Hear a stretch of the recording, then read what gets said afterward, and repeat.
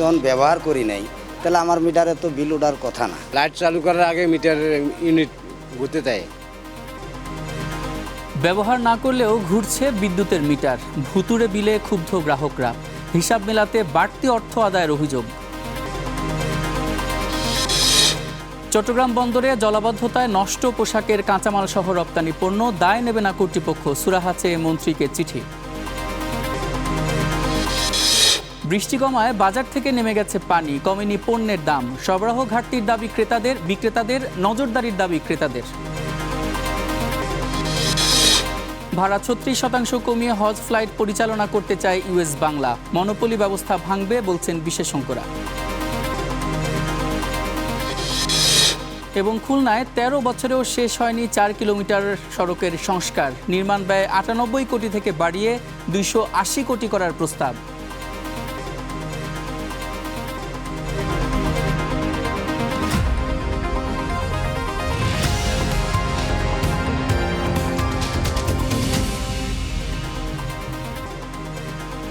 স্বাগত স্টার বিস টুডে, সঙ্গে আছি সাদিক হাসান ইমন।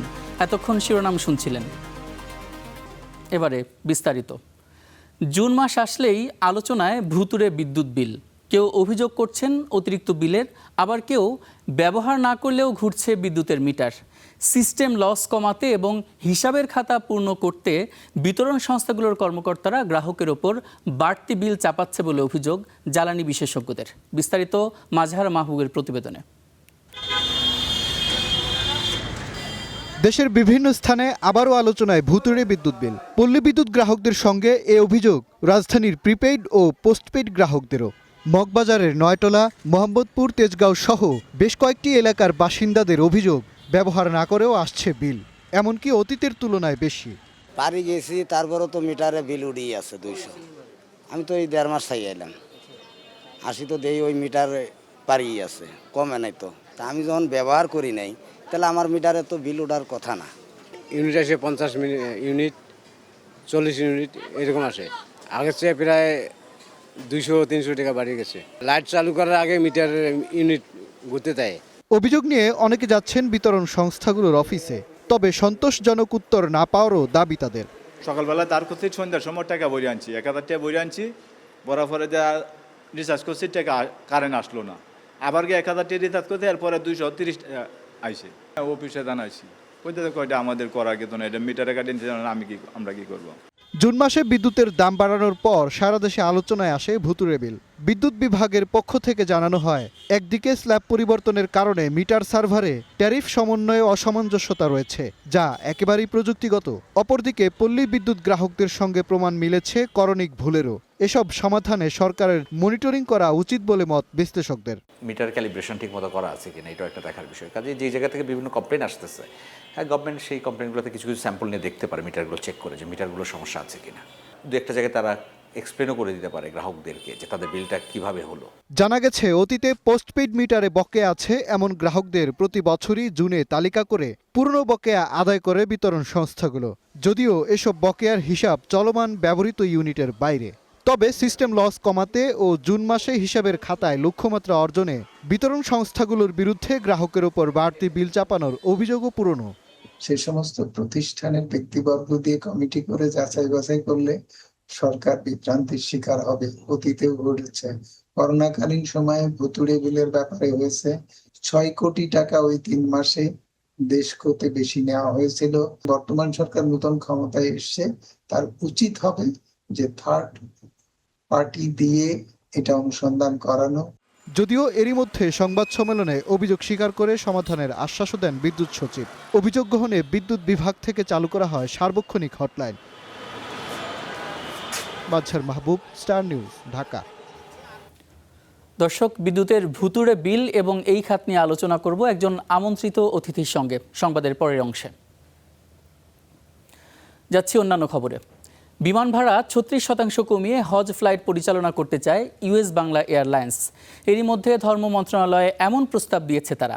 হজ এজেন্সিগুলোর সংগঠন হাব বলছে, এটি বাস্তবায়িত হলে হজযাত্রী পরিবহনে মনোপলি বা একচেটিয়া ব্যবসা বন্ধ হবে। আরও কম খরচে হজে যেতে পারবেন বাংলাদেশের মুসলমানরা। নাইমা বীরের রিপোর্ট।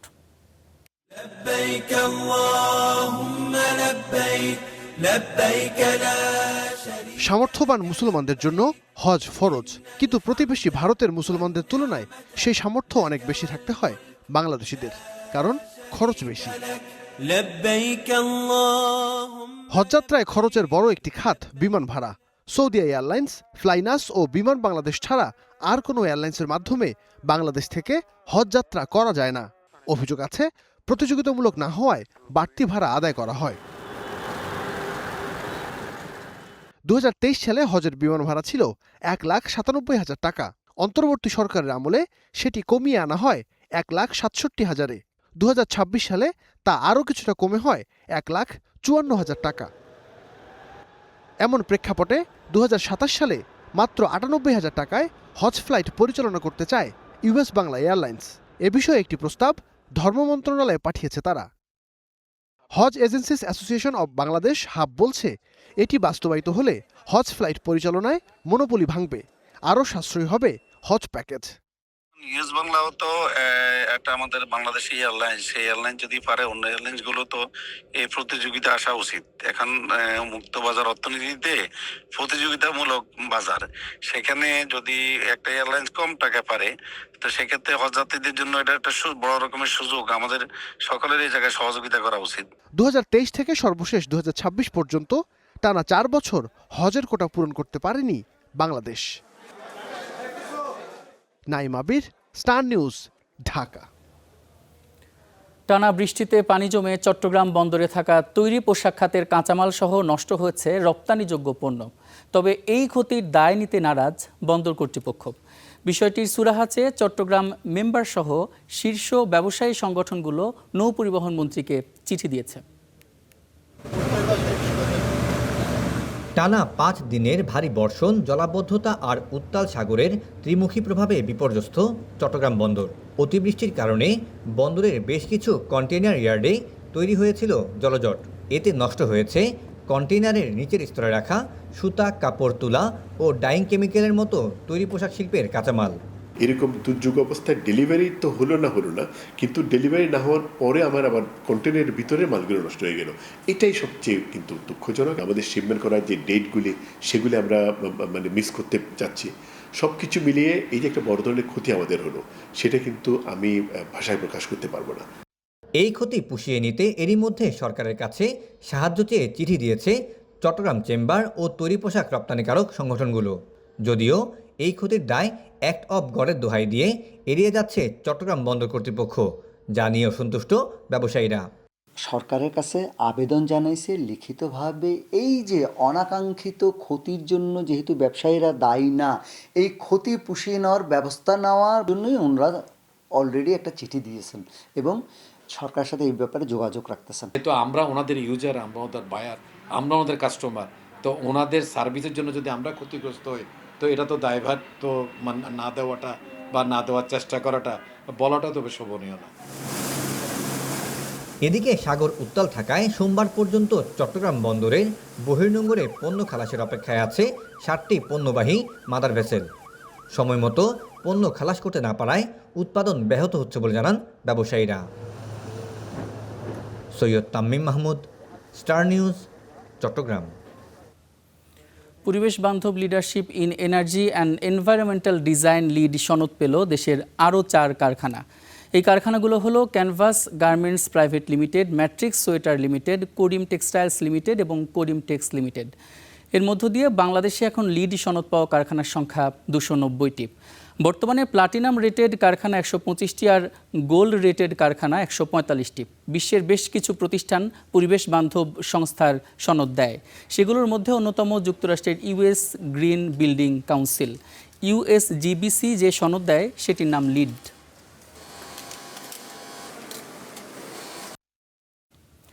টানা বৃষ্টিতে রাজধানীর বাজারে জমে থাকা পানি নেমে গেলেও নামছে না পণ্যের দাম।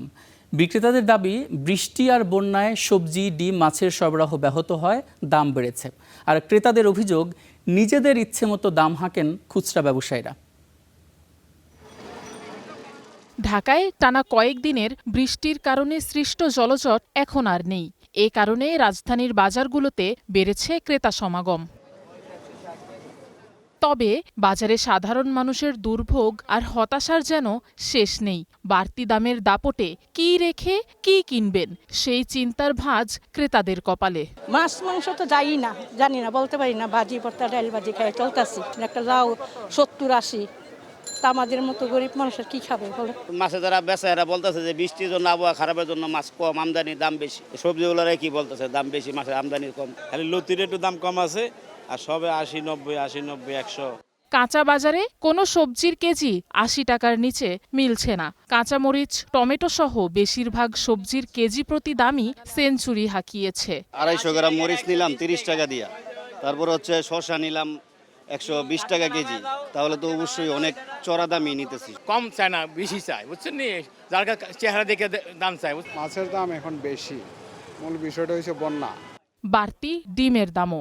ফার্মের বাদামি ডিমের ডজন বিক্রি হচ্ছে 130 থেকে 140 টাকায়। ডিমের দাম আপনার গ্যাস ছিল আপনার লাল ছিল 20 টাকা ডজন, আর এই সাথে হয়েছে আপনার 130 টাকা ডজন। সাদা ছিল গ্যাস সাথে আপনার 100 থেকে 105 টাকা, এর সাথে 110 টাকা ডজন। আর হাঁসের ডিম ছিল গ্যাস সাথে আপনার 180 টাকা ডজন, এর সাথে আপনার 200 টাকা ডজন। বাজারে সবকিছুর বাড়তি দাম কয়েকদিনের টানা বৃষ্টি যেন আরও উস্কে দিয়েছে বিক্রেতাদের মুখে সরবরাহ সংকটের অজুহাত। বৃষ্টিতে নষ্ট হয়ে গেছে মাল খেতে, এই জমিনে, এই জন্য দাম বেশি। বাসে বৃষ্টির কারণে মাল আসে না, মালের একটু আমদানি কম। চাল থেকে শুরু করে মাছ মাংসের বাজার সর্বত্রই বাড়তি দামের হাঁকাহাঁকি। এমন বাস্তবতায় বাজার নিয়ন্ত্রণে নজরদারি বাড়ানোর তাগিদ ভোক্তাদের। Afroza Lamia, Star News, Dhaka. ভারত সরকারের ন্যূনতম মূল্য বাড়ানো এবং শুষ্ক মৌসুমে আগাম উৎপাদন নিয়ে উদ্বেগে টানা দ্বিতীয় সপ্তাহেও রপ্তানিযোগ্য চালের দাম বেড়েছে। দেশটিতে 5% সেদ্ধ ভাঙা চাল এবং 5% সাদা ভাঙা চালের দাম বেড়েছে। দেশটির অভ্যন্তরীণ বাজারে খাদ্যপণ্যটির দাম বেড়ে যাওয়ায় ভারতীয় চাল থেকে মুখ ফিরিয়ে নিচ্ছে বাংলাদেশ সহ বিভিন্ন দেশ। এতে পেঁয়াজ আলুর পর চাল নিয়ে বিপাকে পড়ছেন চাষিরা। ভারতে টানা দ্বিতীয় সপ্তাহের মতো বেড়েছে চালের রপ্তানি মূল্য। সম্প্রতি ভারত সরকার ওপেন মার্কেট সেলস স্কিম বা OMSS এর আওতায় খোলা বাজারে বিক্রি হওয়া চালের ন্যূনতম দাম বা রিজার্ভ মূল্য বাড়িয়েছে। ফলে সরকারি গুদাম থেকে বেশি দামে চাল কিনতে হচ্ছে মিলার ও ব্যবসায়ীদের। এর প্রভাব পড়েছে দেশটির অভ্যন্তরীণ বাজারে, আর সেই বাড়তি খরচ রপ্তানি মূল্যেও যোগ করছেন রপ্তানিকারকরা। চলতি সপ্তাহে ভারতের 5% সেদ্ধ ভাঙা চালের রপ্তানি মূল্য বেড়ে টন প্রতি 348 থেকে $352 পৌঁছেছে, যা এক সপ্তাহ আগে ছিল 340 থেকে $345। একই সময়ে 5% সাদা ভাঙা চালের দামও বেড়ে টন প্রতি 350 থেকে $357 দাঁড়িয়েছে।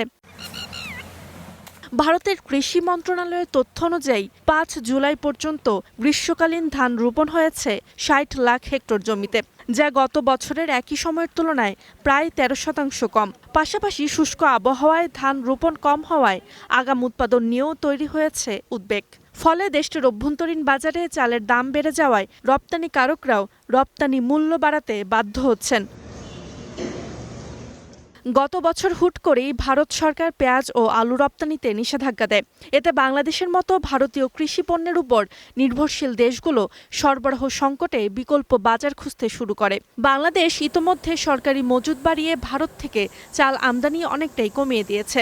আফ্রিকা ও এশিয়ার বেশ কয়েকটি দেশও সেই পথেই হাঁটছে। এদিকে ভারতের বিপরীতে থাইল্যান্ডে 5% ভাঙা চালের দাম কমে টন প্রতি $450 নেমেছে ও ভিয়েতনামে 5% ভাঙা চালের দাম $445 থেকে $450 স্থিতিশীল রয়েছে। Roksana Rimi, star news. বন্যার পানি নেমেছে, কিন্তু শুকায়নি কৃষকের চোখের জল। বান্দরবানের অনেক কৃষকের কাছে এই বন্যা শুধু ফসলের ক্ষতি নয়, 1 বছরের স্বপ্ন আর জীবিকায় বড় ধাক্কা। 1 বছরের পরিশ্রম মুহূর্তেই ভেসে গেছে বানের জলে। ক্ষতিগ্রস্ত কৃষকদের পাশে থাকার আশ্বাস দিয়েছে কৃষি বিভাগ। 1 বছরের স্বপ্ন ছিল কনক তংচঙ্গার। মাছের ঘের, ধনেপাতা, বেগুন, কলাবাগান সব মিলিয়ে ছিল সংসারের ভরসা। কিন্তু কয়েকদিনের বন্যার পানিতে ভেসে গেছে সেই স্বপ্ন। পানি নেমেছে ঠিকই, কিন্তু জমিতে পড়ে আছে শুধু পচে যাওয়া ফসল আর লোকসানের দীর্ঘ হিসাব। যে পেঁপে ছিল, এই যে বেগুন, এই কলা তলা বিভিন্ন কিছু নষ্ট হয়ে গেছে আর কি। এখন আর কিছুই না, এখন কিছু নাই। তারপরে পুকুরের মাছ ছিল, মাছও সব গেছে। কনকের মতো একই দশা বান্দরবান সদর ইউনিয়নের রত্নপুর ও গোয়ালিয়াখোলার শত শত কৃষকের। একসময় সবজির ভাণ্ডার হিসেবে পরিচিত এই অঞ্চলে টানা বৃষ্টি ও পাহাড়ি ঢলে তলিয়ে যায় বিস্তীর্ণ কৃষিজমি। 7 দিন পর পানি নামলেও মাঠ জুড়ে এখন শুধু নষ্ট ফসল আর অনিশ্চয়তার ছবি। নতুন করে ঘুরে দাঁড়াতে সরকারি সহায়তার অপেক্ষায় দিন কাটছে তাদের। আমাদের মেম্বার খারবাড়ি আমরা তো প্রায় সবার থেকে ছিল, মানে যার কারণে আমাদের বেশি লস হয়েছে ক্ষতিগুলো বন্যা পানিতে। এমনি আসে, সবগুলো লোক আসে এখানে, লিস্ট নিয়ে যায়, নাম্বার নিয়ে যায়, আইডি কার্ডের ফটোকপি নিয়ে যায়, কিচ্ছু হয় নাই। এমনটা অবগণ্ড অবস্থা আছে, আমরা কোথায় যাব আমরা নিজে বলতে পারতেছি না এখন। কৃষি বিভাগ বলছে ক্ষতিগ্রস্ত কৃষকদের প্রণোদনা দেয়া হবে। আমাদের মাঠ পর্যায়ের উপজেলা কৃষি অফিসার এবং মাঠকর্মী যারা আছে, এগুলো ক্ষয়ক্ষতি নিরূপণ ওনারা করছেন। কিভাবে ক্ষতি পুষিয়ে নেওয়া যায়, প্রণোদনা দেওয়া যায় কিনা সরকারকে আমরা অবহিত করছি। এটা যদি আমরা প্রণোদনা পাই, আমরা কৃষকের পাশে দাঁড়াতে পারবো। তথ্য বলছে বন্যায় 2000-এর বেশি কৃষক এবং প্রায় 1525 একর কৃষিজমি ক্ষতিগ্রস্ত হয়েছে। Desk report, star news. টানা বৃষ্টিতে কপাল পুড়েছে চুয়াডাঙ্গার চাষিদের, তলিয়েছে কয়েক হাজার বিঘা জমির ফসল। ক্ষয়ক্ষতির পরিমাণ নিরূপণে কাজ করছে কৃষি সম্প্রসারণ অধিদপ্তর। বিস্তীর্ণ মাঠ জুড়ে জমে আছে বৃষ্টির পানি। চুয়াডাঙ্গায় জলমগ্ন সবজিসহ বিভিন্ন ধরনের ফসলের ক্ষেত। টানা কয়েকদিনের বৃষ্টি, এতে তলিয়েছে ধান, পাট, কলা, পেঁপে, শিম, মরিচ সহ বিভিন্ন ধরনের ফসলের ক্ষেত। বেশি ক্ষতিগ্রস্ত ধান ও আগাম জাতের শিম। ফসল তো নষ্ট হয়ে যাবেই, তারপরে ধান সব তলিয়ে গেছে। মাঠের সিমগুলো হবে না, সিমগুলো একেবারে শেষ। গাছে ফুলও এসেছিল, ভরপুর ফুল, কিন্তু এই পানির কারণে সব নষ্ট হয়ে গেছে। আমরা এখন চাষি, আবার ধান ছিল, ধানের ভয়ে এক হাঁটি করে পানি, কলা আছে মাঠে আমাদের, সেই কলার ভয়েও পানি। জলাবদ্ধতার কারণে নষ্ট হচ্ছে ফসল, এতে বিপাকে পড়েছেন কৃষকরা। দাবি প্রণোদনার। সারে যে দাম, এই যে এক গাদা খরচ করি, যে এই যে চাষ করলাম, এই চাষ করি এসব খরচই উঠবে না, একেবারে সব শেষ হয়ে যাবে। সরকারের কাছে আবেদন করছি আমরা, যদি সরকার আমাদের তাকায়, যদি সরকার যাতে আমাদের কিছু দেয়, সাহায্য যদি করে, তাহলে হয়তো আমরা একটু তাড়াতাড়ি বা ঘুরে দাঁড়াতে পারবো। স্থানীয় কৃষি বিভাগ বলছে ক্ষয়ক্ষতি নিরূপণ করেছেন তারা। প্রায় 650 হেক্টর জমির ফসল নষ্ট হয়েছে বলে দাবি এই কর্মকর্তার। অগ্রিম যে সিম আবাদ করে, অর্থাৎ আমাদের শীতের আগেই যে আমরা সিমটা পাবো, এই সিমের যারা চারা করেছিলেন তারা কিন্তু অনেকাংশে ক্ষতিগ্রস্ত হবেন, কারণ এই জমিগুলো বেশিরভাগ ক্ষেত্রে একটু নিচু, এবং এই নিচু জমিগুলোতে হাঁটু পানি বেঁধে আছে, এবং হয়তো বা এগুলো একটু ক্ষতি বেশি হতে পারে। বৃষ্টি অব্যাহত থাকলে ক্ষয়ক্ষতির পরিমাণ আরও বাড়ার শঙ্কাও রয়েছে। জহির রায়হান সোহাগ, স্টার নিউজ, চুয়াডাঙ্গা। মাত্র 4 কিলোমিটারের সড়ক, 13 বছর ধরে সংস্কার চললেও শেষ হয়নি কাজ। খানাখন্দ ভরা সড়কের দুর্ভোগী যেন খুলনার রূপসা এলাকার বাসিন্দাদের নিয়তি। এদিকে সড়কটির নির্মাণ ব্যয় 98 কোটি থেকে বাড়িয়ে প্রস্তাব করা হয়েছে 280 কোটি টাকা। প্রধানমন্ত্রীর নজরে এলে নির্দেশ দেন তদন্তের। রফিউল ইসলাম টুটুলের রিপোর্ট। 60 ফুট প্রশস্ত সড়ক, কিন্তু সড়কটিতে চলাচলের নিরাপদ পথ খোঁজাই যেন এক মহাযুদ্ধ। তাই রাস্তার এক প্রান্ত থেকে অন্য প্রান্তে চালকদের চলে অনুসন্ধান। খুলনার রূপসা ট্রাফিক মোড় থেকে খানজাহান আলী সেতু পর্যন্ত প্রায় 4 কিলোমিটার সড়কের প্রশস্তকরণ ও উন্নয়ন কাজ চলছে 2013 সাল থেকে। বছরের পর বছর ধরে নির্মাণ কাজ চললেও নেই অগ্রগতি। এরই মধ্যে সড়কের বিভিন্ন অংশে ইট সুরকি উঠে বেরিয়ে পড়েছে কাঁচামাটি। খানাখন্দ আর গর্তে পানি জমে হয়ে পড়েছে চলাচলের অনুপযোগী। অবর্ণনীয় দুর্ভোগে স্কুল কলেজগামী শিক্ষার্থী ও রোগীরা। বৃষ্টির সময় আমাদের স্কুলে যেতে অনেক কষ্ট হয়। মহিলা নিয়ে গাড়িতে ওড়া যাচ্ছে না, অসুস্থ রোগীরা হাসপাতালে যেতে পারছে না। বর্ষার সিজনের সময় অধিকাংশ সময় প্রত্যেক দিন একাধিক গাড়ি উল্টে যায়। 4 লেনে সড়কটির নির্মাণ ব্যয় 98 কোটি টাকা থাকলেও কয়েক দফা বাড়িয়ে প্রস্তাব করা হয় 280 কোটি টাকা। বিষয়টি প্রধানমন্ত্রীর নজরে এলে নির্দেশ দেন তদন্তের। সম্প্রতি মন্ত্রিপরিষদ সচিবের নেতৃত্বে একটি টিম এলাকাটি পরিদর্শন করেছেন। এদিকে কাজের বিলম্বের জন্য দায়ীদের বিরুদ্ধে ব্যবস্থা নেয়ার দাবি জানিয়েছেন নাগরিক নেতারা। অপরদিকে ভোগান্তি লাঘবে দ্রুতই কাজটি শেষ করার আশ্বাস কর্তৃপক্ষের। প্রধানমন্ত্রী ইতিমধ্যে ফাইল ফেরত দিয়েছেন এবং মন্ত্রিপরিষদ সচিব গত 2 দিন এই সড়ক পরিদর্শন করে গেছেন। ফলে আমরা মনে করি এই বিলম্বের জন্য যারা দায়ী তাদেরকে আইনের আওতায় আনা। রাজনৈতিক প্রেশারের কারণে তখন কিন্তু আমরা এই জায়গাগুলো সঠিক সময় বুঝে পাইনি এবং কাজটাও করতে পারিনি। আমরা মনে করতেছি যে হয়তো এই বছরের মধ্যে আমরা কাজটা শেষ করতে পারবো বলে আমরা আশাবাদী। কাজের ধীরগতির অভিযোগে সম্প্রতি কার্যাদেশটি বাতিল করেছে সড়ক বিভাগ। Rafiul Islam Tutul, Star News, Khulna.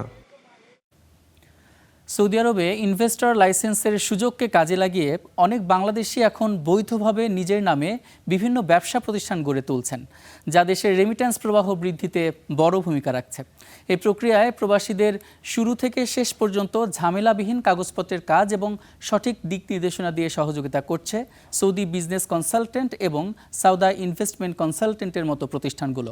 ব্যবসায়ীদের মতে, ইনভেস্টর হওয়ার জন্য প্রয়োজনীয় কাগজপত্রগুলো যদি দূতাবাসের মাধ্যমে বাংলাদেশ সরকার আরও সহজে প্রবাসীদের হাতে পৌঁছে দেওয়ার ব্যবস্থা করে, তবে দেশে রেমিট্যান্সের জোয়ার আরও বেগবান হবে। বিনিয়োগকারী লাইসেন্স পাওয়ার মাধ্যমে প্রবাসের মাটিতে দেশীয় সফল ব্যবসায়ীর সংখ্যা দিন দিন আরও বৃদ্ধি পাবে, এমনটাই এখন সবার প্রত্যাশা। যদি এই সুযোগটা যদি আরো 30 বছর আগে দিত তাহলে আমি হইতাম 500 কোটি টাকার মালিক। আমি কন্টিনিউ করতে পারি নাই, নিজের নামে লাইসেন্স ছিল না। বাংলাদেশিদের জন্য এটা হচ্ছে অন্যতম একটা শ্রমবাজার। এখানে আপনি যেটা বলেছেন যে এখানে প্রায় 30 লক্ষ বাংলাদেশি কাজ করেন, সেখানে অনেক উদ্যোক্তাও আছেন। তো ব্যাপারটা যদি চলমান থাকে এবং সবাই যদি উদ্যোগী হয়ে নিজের নামে ব্যবসা ওপেন করে, এটা অবশ্যই আমাদের শ্রমবাজারের সাথে সাথে আমাদের যারা ব্যবসায়িক আছে বা ব্যবসায়িক মাইন্ডেড যারা আছে তাদের জন্য এটা অবশ্যই ভালো হবে। বিদ্যুৎ খাতের ভুতুরে বিল এবং এই খাতের বিভিন্ন দিক আলোচনার জন্য আমাদের সঙ্গে আজ আছেন পাওয়ার সেলের সাবেক মহাপরিচালক বিডি রহমতুল্লাহ। জনাব রহমতুল্লাহ, সার্ভিস টুডেতে আপনাকে স্বাগত। ধন্যবাদ। এই যে জুন জুলাই এই মাসটা আসলেই দেখা যায় বিদ্যুতের ভুতুরে বিল নিয়ে কথা আসে, কোথাও কোথাও ব্যবহার না করে অতিরিক্ত বিল আসে। কিছু কিছু ক্ষেত্রে মন্ত্রণালয় এটি স্বীকার করছে, কিন্তু কোনো ধরনের সমাধান কেন আসে না? প্রতি বছরই কেন আলোচনা হয়?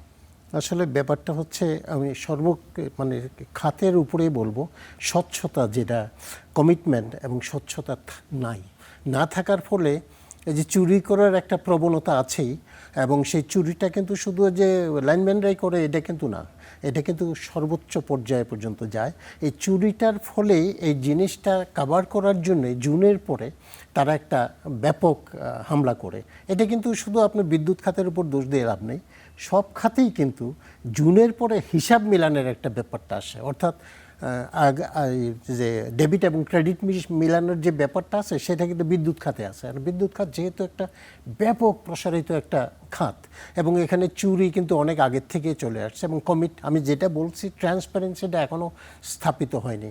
সুতরাং ওই জুনের পরে এই হিসাবটা মিলাতে তারা এই কাজটা করে, এবং অ্যাভারেজ তখন সিস্টেম লস কম দেখায়, আয় বেশি দেখায়, এটা দেখানোর জন্য এই চুরিটা করে। আচ্ছা, আপনি যেহেতু সিস্টেম লসের কথা বলছেন, বিশেষজ্ঞরাও কিন্তু বলছেন সিস্টেম লস কমাতে এই গ্রাহকদের উপর অতিরিক্ত এই যে বিল চাপিয়ে দেওয়া হচ্ছে, তো এটা কি আসলে সত্যতা কতটুকু, নাকি এমনি উড়িয়ে দেওয়ার? সত্যতা অনেক বেশি। আমি তো এই খাতের লোক ছিলাম, তো কাজেই ব্যাপার হচ্ছে যে তাকে একটা টার্গেট দেওয়া হচ্ছে, মানে প্রশ্ন হচ্ছে যে তাকে স্বচ্ছ হিসাবে নিয়ে আসার জন্য যেই কাজটা করা দরকার সেটা না করে তাকে বলা হচ্ছে আমি তোমার থেকে এই কামাই চাই। এই যে কামাই চাই, এই উপার্জনটা, এই আয়টা চাই, এটাই কিন্তু 12টা বাজিয়ে দিচ্ছে। কারণ তখন সেই সিস্টেম লসটা কম না করলে এই উপায়টা তো, এই আয়টা তো বেশি আনতে পারে না। তখন এই সিস্টেম লসকে কমানোর জন্য সে যেখানে আসলে 100 টাকার জায়গায় যেখানে 90 টাকা বিল হওয়ার কথা বা 95 টাকা বিল হওয়ার কথা, সে সেখানে বিলটা করতেছে 97-98 টাকায়। অর্থাৎ এই টাকাটা কে দেবে? এটা তো দেবে গ্রাহক, কনজিউমার। তো এইভাবে কিন্তু ওই একটাই কথা আমি বারবার বলবো, স্বচ্ছতা যখন এই ট্রান্সপারেন্ট করা না হচ্ছে তখন এই চুরির অবাধ সুযোগগুলো থাকছে এবং এটা করছেই কিন্তু, কারণ তাকে তো আয়টা বাড়াতেই হবে, আয়টা কিনে বাড়বে। রিয়েল বিদ্যুৎ না বেচে সে কিন্তু ফালতু বিদ্যুৎ বিক্রি করতেছে, যেটা কনজিউমারের উপর চাপতেছে, এবং এগুলা শাস্তি দেওয়ার কায়দাটা বের করতে হবে। আপনি যেমনটা বলছেন যে প্রতি বছরই কিন্তু এই ঘটনা ঘটছে এবং ভুক্তভোগী হচ্ছেন গ্রাহকরা কিন্তু প্রতি বছরই কথা বলছেন, কিন্তু আপনার মনে হয় কিভাবে কথা বললে বা কিভাবে দাবি তুললে এইটা আসলে সমাধান করা যেতে পারে বা গ্রাহককে স্বস্তি দেওয়া যেতে পারে? এটা সোজা কথা হচ্ছে, আমাকে ডিক্লেয়ার করতে হবে আমার সিস্টেম লস কত। সিস্টেম লসটা কিন্তু এখনও ডিক্লেয়ার হয় না। আমি যখন চাকরি করছি সে একই ইস্যুটা ছিল। আমি বলছিলাম আগে আমরা ডিটারমিন করি যে আমাদের সিস্টেম লস কত। আমার হিসাবে যেটা এখন 12% দেখাচ্ছে, আমার হিসাবে এটা একদম ডিস্ট্রিবিউশন খাতে এটা 5 থেকে 6%-এর বেশি হওয়া উচিত না। তার মানে এখানে আরও 6% বেশি দেখানো হচ্ছে। এই বেশি দেখানোটা মানে কি, বেশি পয়সা আমি নিচ্ছি বিল করে, এই বেশি পয়সাটা কার থেকে নিচ্ছি? একমাত্র কনজিউমার, এছাড়া তো আর কেউ এখানে নেই। তো সুতরাং এই যে সিস্টেম লসটা প্রতি বছরে থাকছে, প্রতি বছরই তো আমরা এটা এখনও হিসাব বের করিনি। আমরা হিসাবটা বের করি না কেন? এটা সবাই মিলেমিশে বসুক যে আমার সিস্টেম লস কত, আমার সিস্টেমে কত। এটা টেকনিক্যাল একটা স্টাডি, আনডাউটেডলি টেকনিক্যাল স্টাডিটা অসম্ভব না। আমিও সিস্টেম যখন পাওয়ার সেলে ছিলাম আমরা কিন্তু টেকনিক্যাল লসটা বের করেছিলাম অনেক কম, 3 থেকে 4%। হ্যাঁ, তাহলে 3 থেকে 4% হলে আজকে 12% দেখাচ্ছে। এখানে বেশ টাকা, অনেক টাকা। আমি সেই হিসাবটা করেছিলাম বছরে বা মাসে আমাদের কত টাকা আমরা গ্রাহক থেকে চুরি করছি। তো সেইটা তো এখন পর্যন্ত কেউ কথা বলছে না। এই শুধু সিস্টেম লস কমাও, এই কমাইতে তো হবে না। সে 12 থেকে 11 নিয়ে আসে, আগে 14 ছিল, এখন 11 বা 10-এ 11 নিয়ে আসে। এটাই বলছে আমরা সিস্টেম লস কমাচ্ছি না। সিস্টেম লস রিয়েল কত, টেকনিক্যাল লস কত, আর ম্যানেজমেন্টে ওই যে বিল মিটাররা যে চুরি করে এখানে কত, এগুলো সব আইডেন্টিফাই করো, ঘোষণা করো, কনজিউমারও জানবে। কনজিউমার তো মেইন এখানে স্টেক হোল্ডার, সেও জানবে, এবং সেই জানলে এটা বন্ধ হয়ে যাবে।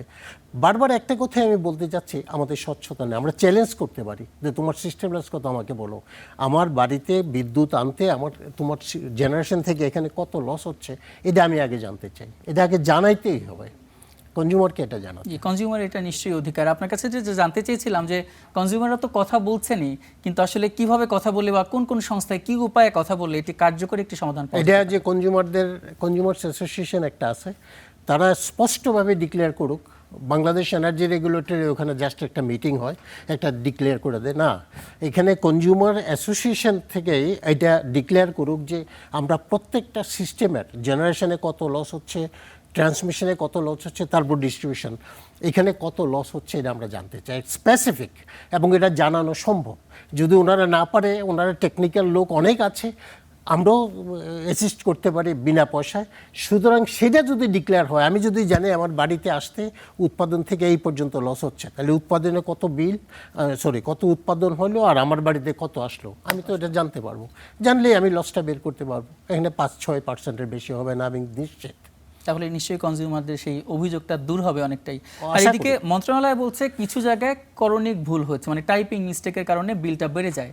তো আসলে প্রতি বছরই কি এই করণিক ভুল হয় না? এটা কি সম্ভব যে এখানে তো সব একটা রিডিং আসে না, লাইনম্যানরা রিডিং দেয়, মিটার রিডাররা রিডিং দেয়, তারপর লাইনম্যানরা এখানে ফোরম্যান আসে, এক্সিন আসে, সবাই তো রিডিংটা দিচ্ছে। করণিক ভুল কেন হবে? যদি কয়েকটা হয় আর সবটা হয় না কেন? আবার সবটাই বা কারেক্ট করা যায় না কেন? এইগুলো হচ্ছে একটা স্টেটমেন্ট দেওয়া। সবসময় যেমন স্টেটমেন্ট দিয়ে হ্যাঁ আমাদের খাল, মানে আমি বলছি সরকারকেই যে আমরা খাল কাটবো, এই কাটবো, ওইসবে হবে না। প্রশ্ন হচ্ছে আমাকে স্পষ্ট, যদি ভুল হয় তুমি উইথড্র করো, যদি ভুল হয়ে থাকে তুমি সেটা উইথড্র করো, যে এখানে ভুল হয়েছে আপনি ফেরত দেন। সেটা তো করে না, একটা স্টেটমেন্ট দিয়ে আমি ছেড়ে দিলাম। No, impossible. এইগুলো হচ্ছে জাস্ট কথার কথা আর কি, আইওয়াশ করার মতো। আইওয়াশ করার।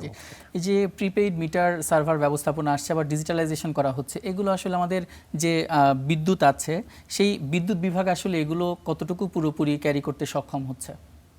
না, আমি তো নিজেও আমার বাসায় এটা ভুল পেয়েছিলাম, এবং তারপরে দেখলাম বিভিন্ন স্টেটমেন্ট, মন্ত্রী সাহেবের সংসদের স্টেটমেন্ট যে এখানে ডিমান্ড চার্জটা কমানো হবে বা এটা ঠিক করা হবে, এরকম কিন্তু বেশ কয়েকবার 2-3 মাস হয়ে গেল মন্ত্রী, এখনও কিন্তু সঠিক হয় নাই, এবার বলে যে এবার সঠিক। তাহলে এই যে একটা মানে বিভিন্ন রকম পদচারণা যে না ঠিক হয়ে যাবে, ডিমান্ড চার্জটা উঠিয়ে ফেলবে, মানে নানা রকম চার্জ কমিয়ে ফেলবে, ন্যায্যতায় আসবে, কমিয়ে ফেলা না, অর্থাৎ ন্যায্য ভিত্তিতে আসবে। তার মানে প্রথম থেকেই সার্ভারের গণ্ডগোল ছিল, অর্থাৎ প্রোগ্রামটা মানে ঠিক মতো হয়তো অ্যাডজাস্ট করতে পারে নাই, অথবা যারা প্রোগ্রাম করছে তাদের সঙ্গে পিডিবির ইঞ্জিনিয়ারদের গণ্ডগোল মানে সমন্বয় ছিল না, যার জন্য হচ্ছে মানুষ কিন্তু এই কয়দিন কিন্তু প্রচণ্ডভাবে মানুষের একটা মানে সাংঘাতিকভাবে বিক্ষুব্ধ হয়েছিল। আমি নিজেও সাফার করছি, অসম্ভব বিল আসতেছে। আমি যেই ঘরে ছিলাম না, যেই বাসায় ছিলাম না, সেই বাসায় মাসে আসতেছে প্রায় 2 থেকে 3 হাজার টাকা বিল। It is possible. তা আমি বললাম যে এটা কী করে সম্ভব, ওই আমতা করে সবাই আমতা করে, কারণ কারো কাছে ব্যাপারটা স্পষ্ট না, সেও জানে না যে কী প্রোগ্রাম দেওয়া হয়েছে অথবা কিভাবে চলতেছে। তো এই যে ভাষা জিনিস, তার চেয়ে ইঞ্জিনিয়ার সাহেবদের যেনারা চাকরি করেন আর ফোরম্যান সবাইকে একটা মিনিমাম একটা টেকনিক্যাল প্রোগ্রাম দেওয়া, ট্রেনিং দেওয়া উচিত ছিল, তারপর তাদের হাতে ছেড়ে দেওয়া উচিত ছিল। বাস করে কেউ প্রোগ্রাম দিয়ে দিয়েছে, প্রোগ্রাম দিয়ে এটা ইনস্টল করছে এবং সবাই সাফার করছে। তো এই ধরনের কাজ তো আসলেই বিশেষ করে এখন ডিজিটাল যুগে অসম্ভব ব্যাপার যে এইভাবে মানুষকে প্রতারণা করা, এটা একটা প্রতারণার শামিল আমার কাছে মনে হচ্ছে। যেমন ডিজিটাল যুগে ডিজিটালাইজেশন একটা প্রয়োজন আছে, তেমনইভাবে সেই ডিজিটালাইজেশনটা ক্যারি করার সক্ষমতাও নিশ্চয়ই দরকার। সেই ট্রেনিংটা হয়তো আপনি বলছেন দক্ষ কর্মীর সেখানে অভাব না, এবং দক্ষ কর্মী এক্সিএনও মানে আমি বলছি স্পেসিফিক ইঞ্জিনিয়ার সাহেবরাও জানে না, ফোরম্যানও জানে না, অথচ একটা প্রোগ্রাম ইনপুট করে দিয়েছে, ইনস্টল করে দিয়েছে এবং সেটা মানুষ চালাচ্ছে। প্রচুর ভুলভ্রান্তি না হলে তো মানুষ বিক্ষুব্ধ হতো না। তাহলে তোমরা দেওয়ার আগে তুমি কেন ওই যে কমিটমেন্ট অথবা transparency, they are not transparent. আমি একটা বসাই দিলাম, একজনে বসাই দিল, আমি বাসায় ইনস্টল করে দিলাম, কিন্তু এতে যে মানুষ ভুগতেছে, কনজিউমাররা ভুগতেছে, এই চিন্তাটা আগে মাথায় আনা উচিত। আপনি যেহেতু বলছেন যে আপনি নিজেও ভুক্তভোগী, আপনার কাছ থেকে আরেকটু জানতে চাই যে এই বিষয়ে আপনার কাছে কোনো তথ্য আছে কিনা যে এটা আপডেট করার জন্য বা এই সমস্যার সমাধান করার জন্য কোনো ধরনের পদক্ষেপ নেওয়া হয়েছে কিনা ইতিমধ্যে? এটা তারা মুখে বলে, আমি ফোন করি, আলাপ করি, হ্যাঁ স্যার এটা আমরা শীঘ্রই রেকটিফাই করে দিয়েছি বা ডিমান্ড চার্জটা সরাই দিয়েছি, কিন্তু আমি এই মাসের আগের মাস পর্যন্ত আমার মিটার রিডিংয়ে আমি সঠিক পেলাম না। এটা ঢাকায় না, এটা অবশ্য বাইরে, ঢাকার বাইরে কুমিল্লা। আমি কিন্তু এখনও মিটার রিডিং সঠিক পাইনি। এখন যখন মন্ত্রী সাহেব বলার পরে 3 মাস কিন্তু হয়ে গেছে বা 2 মাস হয়ে গেছে, হ্যাঁ এটা সরাই দেওয়া হয়েছে, এটা ঠিক করা হয়েছে ইত্যাদি বলার পরও আমি এটা সঠিক পাইনি। এখন আবার পরশু দেখলাম যে না এটা সঠিক করা হয়েছে, এখন আর, তাহলে এটা এখন খবর নিয়ে নিই। আমার কাছে এই যে স্টেটমেন্টগুলো দিয়ে দেয় ওনারা, ফট করে একটা স্টেটমেন্ট দিয়ে দেয়, আরে মানুষ তো, আমরা তো সাফারার, আমি তো দেখতেছি আমার বিল তো চেঞ্জ, আশা নিয়েই তো আমরা জানতে চাই। তো কাজেই সবাই এই কমিটমেন্টটা নাই আর কি, এই জিনিসটাই। আপনি গ্রাহকের ভোগান্তির কথা বলছেন, কিছুদিন যাবতীয় আমরা দেখছি যে এই যে বিদ্যুৎ ক্রাইসিস, যদি আমরা শহর পর্যায়ে হয়তো বিদ্যুৎ পর্যাপ্ত পাচ্ছি, কিন্তু গ্রাম পর্যায়ে, জেলা বা উপজেলা পর্যায়ে যদি দেখি কিংবা আরও গ্রাম পর্যায়ে, সেখানে দিনের অর্ধেক সময়ের বেশি হয়তো বিদ্যুৎ থাকতো না, তারপরেই ভুতুরে বিল। তো আপনার কি মনে হয় যে গ্রাহকদের আসলে কতটা ভোগান্তিতে বা কতটা ক্ষুব্ধ করে তুলেছে, কতটা ভোগান্তি? অনেক মানে এটা আশাতীত না যে এখানে আমরা 100% ইলেকট্রিফিকেশনের আগে অবশ্য স্লোগান দেওয়া হয়েছিল। এখন এটা আমি জানি ঢাকা সিটি ছাড়া এবং কয়েকটা ইম্পর্টেন্ট সিটি ছাড়া প্রায় সর্বত্র লোডশেডিং 8 থেকে 10 ঘন্টা।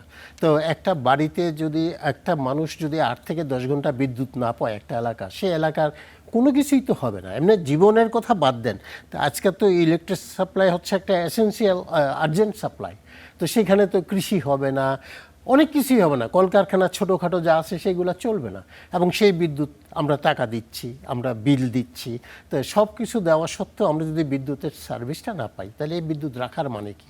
আমার তো জঙ্গলে থাকাই ভালো, যে আমার এইসব বিদ্যুৎ লাগবে না, আমি অন্য সিস্টেমে চলবো।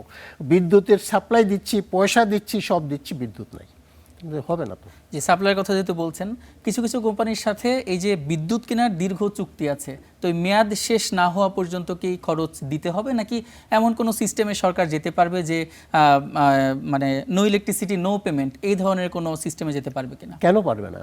এটা যখন এই পরিবর্তনের পর নতুন সরকারগুলো আসলো, তাদের তো দেখাই উচিত ছিল যে এই যে চুক্তিগুলো হয়েছে এটা অবৈধ চুক্তি। এটা কিন্তু সরকার বলছে যে এই চুক্তিগুলো অবৈধ।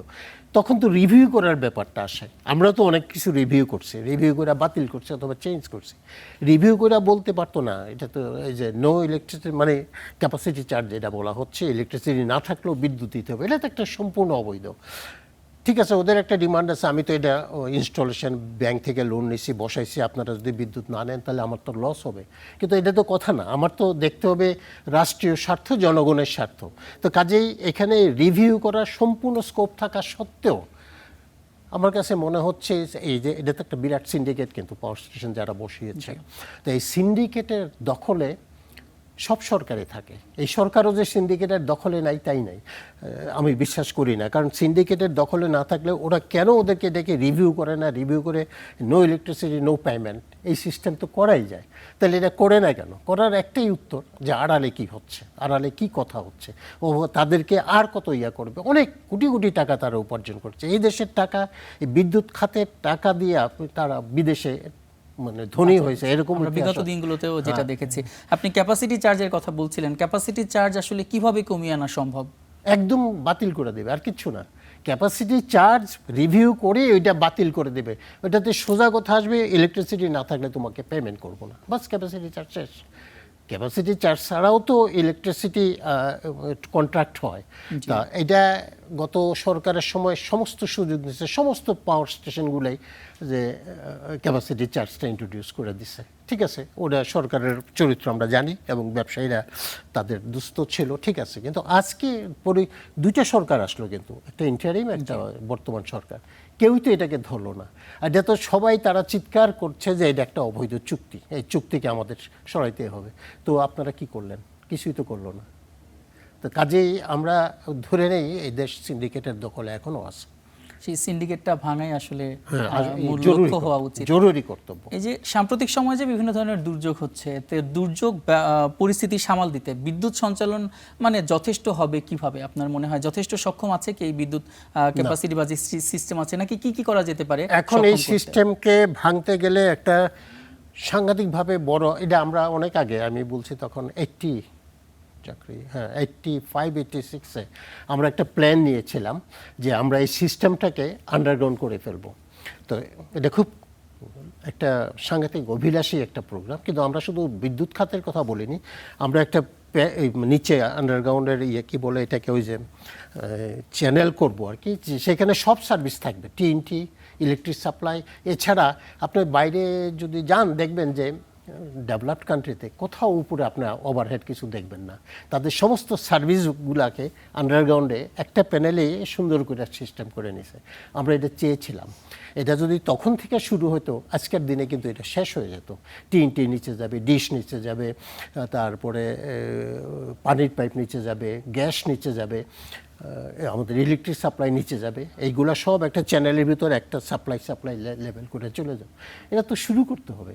শুরু না করলে আজকে এইভাবে সিস্টেম আপনি চিন্তা করা যায়? আপনি ডিশের তার, ইন্টারনেটের তার, তারপরে ইলেকট্রিক সাপ্লাইয়ের তার, টিএনটির তার, এটা কি হলো একটা?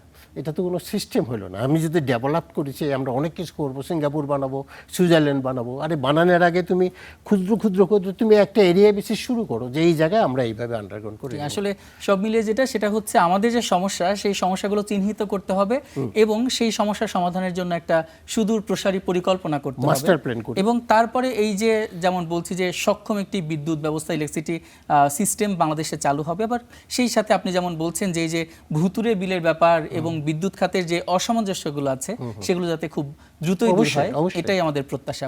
আপনাকে অসংখ্য ধন্যবাদ বিডি রহমতুল্লাহ আমাদের সঙ্গে যুক্ত হওয়ার জন্য। Thank you. দর্শক, বিদ্যুৎ খাতের ভুতুরে বিল এবং এই খাতের নানা দিক নিয়ে আলোচনার জন্য আমাদের সঙ্গে ছিলেন পাওয়ার সেলের সাবেক মহাপরিচালক বিডি রহমতুল্লাহ। দেশের বাজারে 2157 টাকা কমেছে স্বর্ণের দাম। নতুন দাম অনুযায়ী 22 ক্যারেটের 1 ভরি স্বর্ণ বিক্রি হচ্ছে 2,19,808 টাকায়, আর 21 ক্যারেটের প্রতি ভরির দাম 2,09,893 টাকা নির্ধারণ করা হয়েছে। 18 ক্যারেটের 1 ভরি স্বর্ণ বিক্রি হচ্ছে 1,80,267 টাকায় ও সনাতন পদ্ধতির 1 ভরি স্বর্ণের দাম 1,47,316 টাকা নির্ধারণ করা হয়েছে। মঙ্গলবার স্বর্ণের নতুন দাম সমন্বয় করেছে বাংলাদেশ জুয়েলার্স সমিতি বাজুস। আন্তর্জাতিক বাজারেও প্রায় 2% কমে 1 আউন্স স্বর্ণ বিক্রি হচ্ছে $4,017। সূচক আর লেনদেনের ঊর্ধ্বমুখী প্রবণতার মধ্য দিয়ে কার্যক্রম শেষ হয়েছে দেশের প্রধান পুঁজিবাজার ঢাকা স্টক এক্সচেঞ্জে। এদিন প্রধান সূচক ডিএসই এক্স, বাছাই সূচক ডিএস30 এবং সরিয়া সূচক ডিএসই এস ছিল ইতিবাচক অবস্থানে। সবচেয়ে বেশি 44 পয়েন্ট বেড়েছে ডিএসই এক্স। সপ্তাহের তৃতীয় কার্যদিবস মঙ্গলবার 1651 কোটি টাকার শেয়ার এবং মিউচুয়াল ফান্ডের হাতবদল হয়েছে। এদিন দাম বেড়েছে 199টি প্রতিষ্ঠানের শেয়ার এবং মিউচুয়াল ফান্ডের, কমেছে 137টি আর অপরিবর্তিত ছিল 57টি প্রতিষ্ঠানের শেয়ার ও মিউচুয়াল ফান্ডের দাম। এদিন শেয়ারের দাম বাড়া প্রতিষ্ঠানের মধ্যে শীর্ষে ছিল দেশ গার্মেন্টস। উল্লেখযোগ্য হারে দরপতন হয়েছে Far East Finance and Investment লিমিটেডের।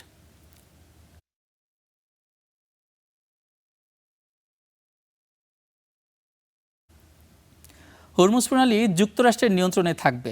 নিরাপদে এই প্রণালী পার হতে সব কার্গো জাহাজকে 20% করে চার্জ দিতে হবে। ডোনাল্ড ট্রাম্প এমন ঘোষণা দেওয়ার পর বিশ্ববাজারে তেলের দাম হু হু করে বেড়ে অপরিশোধিত তেলের দাম ব্যারেল প্রতি $84 ছাড়িয়ে গেছে, যা গত এক মাসের মধ্যে সর্বোচ্চ। অন্যদিকে মার্কিন অপরিশোধিত জ্বালানি তেলের দাম 2% বেড়ে বিক্রি হচ্ছে $79। গত রোববার সাইপ্রাসের পতাকাবাহী একটি কন্টেইনার জাহাজের ওপর হামলা চালায় যুক্তরাষ্ট্র। এর পরপরই হরমুজ প্রণালী বন্ধ করার ঘোষণা দেয় তেহরান। তারপর থেকেই বিশ্ববাজারে বাড়তে শুরু করে জ্বালানি তেলের দাম।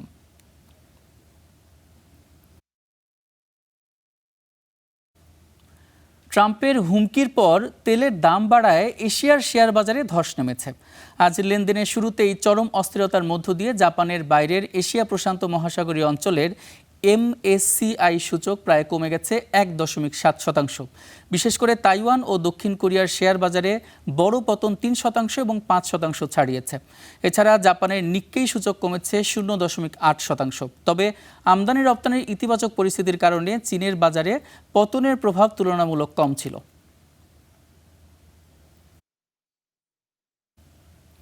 বিশ্ব বাণিজ্যের লাইফলাইন খ্যাত হরমুজ প্রণালী এখন ওয়াশিংটন এবং তেহরানের যুদ্ধক্ষেত্রে পরিণত হয়েছে।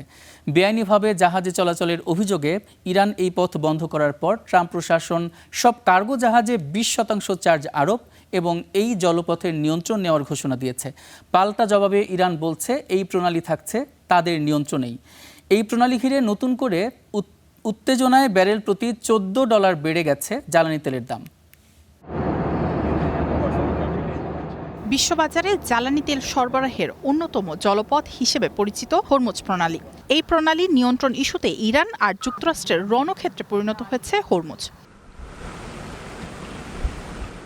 বেআইনিভাবে জাহাজ চলাচল এবং হামলার অভিযোগ এনে তেহরান এই জলপথ বন্ধ করে দেওয়ার পর মার্কিন প্রেসিডেন্ট ডোনাল্ড ট্রাম্প ঘোষণা দেন বিশ্বের অন্যতম গুরুত্বপূর্ণ নৌপথ হরমুজ প্রণালী দিয়ে নিরাপদে পার হতে সব কার্গো জাহাজকে 20% করে চার্জ দিতে হবে ওয়াশিংটনের কাছে। এই প্রণালীর নিয়ন্ত্রণ যুক্তরাষ্ট্রের কাছেই থাকবে। ট্রাম্পের এমন ঘোষণায় বিশ্ববাজারে এক ব্যারেল অপরিশোধিত তেলের দাম এক মাসের মধ্যে সর্বোচ্চ হয়েছে। এদিকে ট্রাম্পের এই ঘোষণার পর ক্ষোভে ফেটে পড়েছে ইরান। তেহরানের পক্ষ থেকে জানানো হয়েছে এই জলপথে পণ্যবাহী জাহাজ চলাচল আবার শুরু করার একমাত্র উপায় মার্কিন সামরিক হস্তক্ষেপের অবসান ঘটানো। আর IRGC এক বিবৃতিতে সতর্ক করে দিয়েছে যুক্তরাষ্ট্রের অনবরত উস্কানি ও হস্তক্ষেপের ফলে বিশ্বব্যাপী তেল ও গ্যাসের আরও বড় ধরনের বিপর্যয় নেমে আসতে পারে। গত কয়েকদিন ধরে দুপক্ষের মধ্যে চলা ড্রোন ও ক্ষেপণাস্ত্র হামলায় এই সংঘাতকে আরও উস্কে দিচ্ছে। ফলে গত মাসে মার্কিন ইরান শান্তি চুক্তি এখন পুরোপুরি ভেস্তে যাওয়ার আশঙ্কা করা হচ্ছে। বিশ্বের প্রধান সামুদ্রিক জলপথগুলো হুমকির মুখে পড়ায় বিশ্ব বাণিজ্য ও অর্থনীতি এখন চরম বিপর্যয়ের মুখে। বাধ্য হয়ে জাহাজগুলো দীর্ঘ বিকল্প রুট বা স্থলপথ ব্যবহার করায় জ্বালানি ও জাহাজ পরিচালনা ও বীমা খরচ আকাশচুম্বী হচ্ছে। বিশ্বব্যাপী পূর্ণ জ্বালানি তেলের দাম বেড়ে দেশে দেশে দেখা দিচ্ছে মূল্যস্ফীতি। এই সংকট আমদানি নির্ভর ও ছোট দেশগুলোকে চরম অর্থনৈতিক ঝুঁকির মুখে ঠেলে দিয়েছে। ভবিষ্যতে যদি হরমুজ, বাব আল মানদেব এবং সুয়েজ খালের মতো জলপথগুলোতে একসাথে জাহাজ চলাচল ব্যাহত হয় তবে তা বিশ্ব অর্থনীতিতে চরম বিপর্যয় ডেকে আনবে বলে মনে করছেন বিশ্লেষকরা। মায়াশিকা রহমান, স্টার নিউজ।